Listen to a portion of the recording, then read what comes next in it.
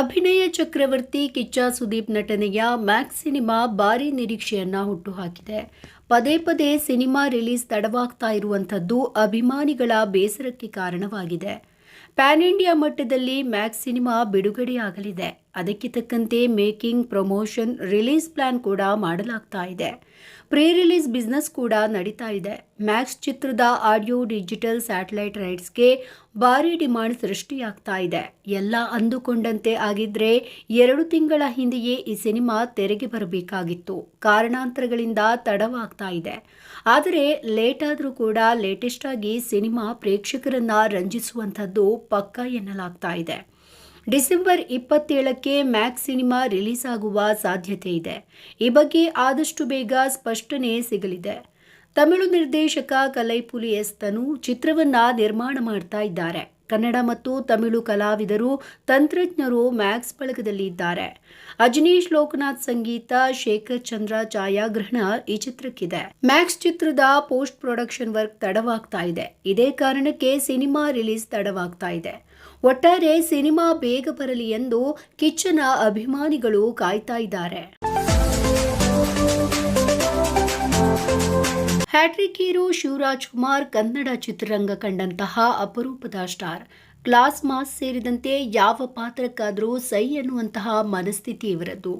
ಬಹುಶಃ ಡಾಕ್ಟರ್ ರಾಜ್ಕುಮಾರ್ ಅವರನ್ನ ಬಿಟ್ಟರೆ ವೆರೈಟಿ ಪಾತ್ರಗಳನ್ನ ಮಾಡಿದ, ಹೊಸ ಪ್ರಯೋಗಗಳಿಗೆ ಒಗ್ಗಿಕೊಂಡ ಮತ್ತೋರ್ವ ನಟ ಶಿವರಾಜ್ ಕುಮಾರ್ ಮಾತ್ರ ಅಂತಾನೆ ಹೇಳಬಹುದು. ಇಂತಹ ಶಿವರಾಜ್ ಕುಮಾರ್ ಅವರ ಮುಕುಟಕ್ಕೆ ಬೈರತಿ ರಣಗಲ್ ಮತ್ತೊಂದು ಗರಿಯಂತೆ ಸೇರಿಕೊಂಡಿದೆ.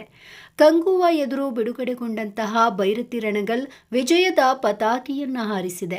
ಅನಾರೋಗ್ಯದ ನಡುವೆ ಈ ಗೆಲುವು ಸಹಜವಾಗಿ ಶಿವಣ್ಣ ಅವರ ಮೊಗದಲ್ಲಿ ಮಂದಹಾಸವನ್ನ ಹೆಚ್ಚಿಸಿದೆ. ಹೀಗಾಗಿ ಮೊದಲೇ ಉತ್ಸಾಹದ ಚಿಲುಮೆಯಂತೆ ಇರುವಂತಹ ಶಿವಣ್ಣ ಇನ್ನಷ್ಟು ಹುರುಪಿನಲ್ಲಿ ರಾಜ್ಯದೆಲ್ಲೆಡೆ ಪ್ರವಾಸವನ್ನ ಮಾಡ್ತಾ ಇದ್ದಾರೆ. ಬೈರತಿ ರಣಗಲ್ಗೆ ಹರಸಿ ಹಾರೈಸಿದ ಕನ್ನಡಿಗರಿಗೆ ಧನ್ಯವಾದವನ್ನ ಹೇಳ್ತಾ ಇದ್ದಾರೆ. ದೊಡ್ಡವರು ಚಿಕ್ಕವರು ಎನ್ನದೇ ಎಲ್ಲರ ಜೊತೆ ಬೆರೆತು ತಮ್ಮ ಖುಷಿಯನ್ನ ಹಂಚಿಕೊಳ್ತಾ ಇದ್ದಾರೆ. ಇದರ ನಡುವೆ ಈಗ ಶಿವಣ್ಣ ಧಾರವಾಡದ ಪ್ರತಿಷ್ಠಿತ ಜೆಎಸ್ಎಸ್ ಕಾಲೇಜ್ ಗ್ರೌಂಡ್ನಲ್ಲಿ ಮಾದಕ ವ್ಯಸನಗಳ ಕುರಿತ ಯುವ ಜಾಗೃತಿ ಕಾರ್ಯಕ್ರಮದಲ್ಲಿ ಭಾಗಿಯಾಗಿದ್ರು. ತಮ್ಮನ್ನ ನೋಡಲು ಸಾವಿರಾರು ಸಂಖ್ಯೆಯಲ್ಲಿ ನೆರೆದಂತಹ ವಿದ್ಯಾರ್ಥಿಗಳನ್ನ ಕಂಡು ಅಚ್ಚರಿಗೆ ಒಳಗಾದ್ರು. ಮಕ್ಕಳಿಗೆ ಕಿವಿ ಮಾತನ್ನ ಕೂಡ ಶಿವಣ್ಣ ಹೇಳಿದ್ದಾರೆ. ಯುವ ಶಕ್ತಿಗಳು ಯಾವುದೇ ಕಾರಣಕ್ಕೂ ಕೂಡ ಡ್ರಗ್ಸ್ ಸೇರಿದಂತೆ ಯಾವ ಮಾದಕ ವ್ಯಸನಗಳಿಗೂ ಕೂಡ ಬಲಿಯಾಗಬಾರದು ಅಂತ ಹೇಳಿದ್ದಾರೆ. ಉತ್ತಮ ಹವ್ಯಾಸಗಳನ್ನ ಬೆಳೆಸಿಕೊಳ್ಳಿ ಅಂತ ಕೂಡ ಸಲಹೆ ನೀಡಿದ್ದಾರೆ. ಟಾಕ್ಸಿಕ್ ಸ್ಯಾಂಡಲ್ವುಡ್ನ most expected pan India cinema KGF 2 ನಂತಹ ಮೆಗಾ ಬ್ಲಾಸ್ಟರ್ ಸಿನಿಮಾ ಕೊಟ್ಟ ಮೇಲೆ ಪ್ಯಾನ್ ಇಂಡಿಯಾ ಲೆವೆಲ್ನಲ್ಲಿ ಇದರ ಕ್ರೇಜ್ ಹೆಚ್ಚಾಗಿದೆ. ಹೀಗಾಗಿ ಟಾಕ್ಸಿಕ್ ಕನ್ನಡಕ್ಕಷ್ಟೇ ಅಲ್ಲ 5 ಪ್ರಮುಖ ಭಾಷೆಗಳಿಗೂ ಕೂಡ ಮುಖ್ಯ ಅನಿಸಿದೆ. ಸದ್ಯಕ್ಕೆ ಇದೇ ಸಿನಿಮಾದ ಶೂಟಿಂಗ್ ಮುಂಬೈನಲ್ಲಿ ವೇಗವಾಗಿ ನಡೀತಾ ಇದೆ. ಶೂಟಿಂಗ್ ಸಮಯದಲ್ಲಿ ಫ್ಯಾಮಿಲಿ ಜೊತೆಗೆ ಯಶ್ ಟೈಮ್ ಸ್ಪೆಂಡ್ ಮಾಡಿದ್ದಾರೆ. ಮುಂಬೈನ ರೋಡ್ಗಳಲ್ಲಿ ಸಾಮಾನ್ಯನಂತೆ ಪತ್ನಿ ಮತ್ತು ಮಕ್ಕಳೊಂದಿಗೆ ಯಶ್ ಸುತ್ತಾಡಿದ್ದಾರೆ. ಯಶ್ ಜೊತೆ ರಾಧಿಕಾ ಪಂಡಿತ್ ಮತ್ತು 2 ಮಕ್ಕಳು ಸುತ್ತಾಡಿದ್ದಾರೆ. ಇದು ಮುಂಬೈನ ಪಾಪರಾಜಿಗಳ ಕ್ಯಾಮೆರಾದಲ್ಲಿ ಸೆರೆಯಾಗಿದ್ದು ರಾಕಿ ಬಾಯ್ ಅನ್ನ ಅವರು ಹಾಡಿ ಹೊಗಳಿದ್ದಾರೆ. ಇದೇ ವೇಳೆ ಅಭಿಮಾನಿಯೊಬ್ಬರು ಯಶ್ ಕಾಲಿಗೆ ನಮಸ್ಕಾರ ಮಾಡುವುದಕ್ಕೆ ಮುಂದಾಗಿದ್ರು. ಈ ವೇಳೆ ಯಶ್ ಅವರು ಅದನ್ನ ತಡೆದಿದ್ದಾರೆ. ಸೋಷಿಯಲ್ ಮೀಡಿಯಾದಲ್ಲಿ ವೈರಲ್ ಆಗ್ತಾ ಇರುವಂತಹ ಈ ವಿಡಿಯೋಗಳನ್ನು ನೋಡಿ ಯಶ್ ಅಭಿಮಾನಿಗಳು ಫಿದಾ ಆಗಿದ್ದು ಕಮೆಂಟ್ಗಳನ್ನು ಮಾಡುವುದಕ್ಕೆ ಶುರು ಮಾಡಿದ್ದಾರೆ. ಕನ್ನಡ ಚಿತ್ರರಂಗದ ಹಿರಿಯ ನಟ ಕೀರ್ತಿರಾಜ್ ಅವರ ಪುತ್ರ ಧರ್ಮ ಕೀರ್ತಿರಾಜ್ ಈಗಾಗಲೇ ಚಿತ್ರರಂಗದಲ್ಲಿ ಹೆಸರು ಮಾಡಿದ್ದಾರೆ. ದರ್ಶನ್ ನಟಿಸಿದ ನವಗ್ರಹ ಸಿನಿಮಾದ ಮೂಲಕ ಧರ್ಮ ಕೀರ್ತಿರಾಜ್ ಸ್ಯಾಂಡಲ್ವುಡ್ನಲ್ಲಿ ಚಾಕ್ಲೇಟ್ ಬಾಯ್ ಅಂತಾನೆ ಗುರುತಿಸಿಕೊಂಡಿದ್ದಾರೆ. ಈಗ ಬಿಗ್ ಬಾಸ್ ಮೂಲಕ ಮತ್ತೆ ಸಿನಿಪ್ರಿಯರಿಗೆ ಹತ್ತಿರ ಆಗಿದ್ದಾರೆ.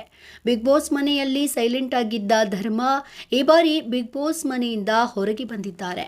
ಮನೆಯೊಳಗೆ ಇದ್ದಾಗ ಸ್ಪರ್ಧಿಗಳಾಗಿದ್ದ ಅನುಷಾ ರೈ ಹಾಗೆ ಐಶ್ವರ್ಯ ಸಿಂಧೋಗಿ ಅವರ ಜೊತೆ ಇವರ ಹೆಸರು ಕಾಣಿಸಿಕೊಂಡಿದ್ದೇ ಹೆಚ್ಚು. ಆದರೆ ಧರ್ಮ ಕೀರ್ತಿರಾಜ್ಗೆ ಈ ಹಿಂದೆನೇ ಮದುವೆ ಫಿಕ್ಸ್ ಆಗಿತ್ತು. ಆದರೆ ಅದು ಮುರಿದು ಬಿದ್ದಿತ್ತು. ಬಿಗ್ ಬಾಸ್ ಮನೆಯಿಂದ ಹೊರಬಂದ ಬಳಿಕ ಈ ಸಂಗತಿಯನ್ನ ಸಂದರ್ಶನವೊಂದರಲ್ಲಿ ಹಂಚಿಕೊಂಡಿದ್ದಾರೆ. ಸಂದರ್ಶನವೊಂದರಲ್ಲಿ ಮದುವೆ ವಿಚಾರವನ್ನ ಪ್ರಸ್ತಾಪ ಮಾಡಿದ್ದಾರೆ. 2-3 ವರ್ಷಗಳ ಹಿಂದೆಯೇ ನನಗೆ ಮದುವೆ ಆಗಬೇಕಾಗಿತ್ತು. ಅದಕ್ಕೆ ಬೇಕಾಗಿರುವಂತಹ ಎಲ್ಲಾ ಸಿದ್ಧತೆಗಳು ಕೂಡ ನಡೆದಿದ್ವು. ಮದುವೆ ತುಂಬಾನೇ ಹತ್ತಿರ ಬಂದು ಕೆಲವು ಕಾರಣಗಳಿಂದ ಅದು ನಡೆಯಲಿಲ್ಲ. ಕೊನೆ ಕ್ಷಣದಲ್ಲಿ ಮದುವೆ ನಡೆಯಲಿಲ್ಲ ಎಂದು ಧರ್ಮಕೀರ್ತಿರಾಜ್ ಹೇಳಿಕೊಂಡಿದ್ದಾರೆ. ಬಿಗ್ ಬಾಸ್ ಸೀಸನ್ 11ರಲ್ಲಿ ವೈಲ್ಡ್ ಕಾರ್ಡ್ ಮೂಲಕ ಎಂಟ್ರಿ ಕೊಟ್ಟಿರುವ ರಜತ್ ಈಗ ಮನೆಯ ಟಫ್ ಕಂಟೆಸ್ಟೆಂಟ್ ಆಗಿದ್ದಾರೆ. ತಮ್ಮ ಅಗ್ರೆಸಿವ್ ಆಟದ ಮೂಲಕ, ಆಕ್ರಮಣಕಾರಿ ಮಾತುಗಳ ಮೂಲಕ ಮನೆಯ ಇತರ ಸದಸ್ಯರನ್ನ ಇಕ್ಕಟ್ಟಿಗೆ ಸಿಲುಕಿಸ್ತಾ ಇದ್ದಾರೆ. ಒಬ್ಬೊಬ್ಬರ ಬಳಿ ಒಂದೊಂದು ರೀತಿಯ ಸ್ಟ್ರಾಟಜಿಯನ್ನು ಬಳಸ್ತಾ ಇರುವಂತಹ ರಜತ್ ಗೆಲ್ಲುವ ಉದ್ದೇಶವನ್ನ ಇಟ್ಟುಕೊಂಡೇ ಗೇಮ್ ಆಡ್ತಾ ಇದ್ದಾರೆ. ಮನೆಯವರ ಪ್ರತಿ ಮಾತಿಗೂ ಕೌಂಟರ್ ಕೊಡ್ತಾ ಇರುವಂತಹ ರಜತ್ಗೆ ಎದುರು ಮಾತನಾಡಲು ಕೂಡ ಕೆಲ ಸದಸ್ಯರು ಹಿಂದೇಟನ್ನು ಹಾಕ್ತಾ ಇದ್ದಾರೆ.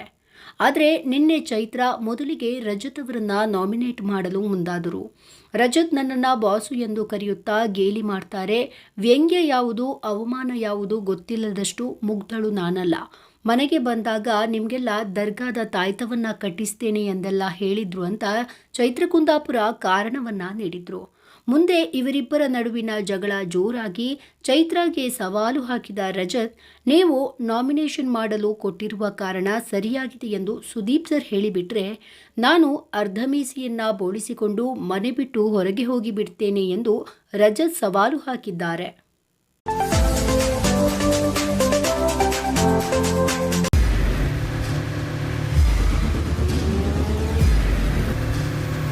ಪ್ರಜಾಮಾರ್ಗ ನ್ಯೂಸ್, ಇದು ಜನಸಾಮಾನ್ಯರ ಧ್ವನಿ. ನಮಸ್ಕಾರ. ನೀವು ನೋಡ್ತಾ ಇದ್ದೀರಾ ಪ್ರಜಾಮಾರ್ಗ ನ್ಯೂಸ್. ರಾಷ್ಟ್ರದ, ರಾಜ್ಯದ ರಾಜಕೀಯದ ಬಗ್ಗೆ ಹೆಚ್ಚಿನ ಸಿನಿಮಾ ಅಪ್ಡೇಟ್ಗಳಿಗಾಗಿ ಫಸ್ಟ್ ಲೈಕ್ ಮಾಡಿ, ಸಬ್ಸ್ಕ್ರೈಬ್ ಆಗಿ, ಹಾಗೆ ಫಾಲೋ ಕೂಡ ಮಾಡಬೇಕು.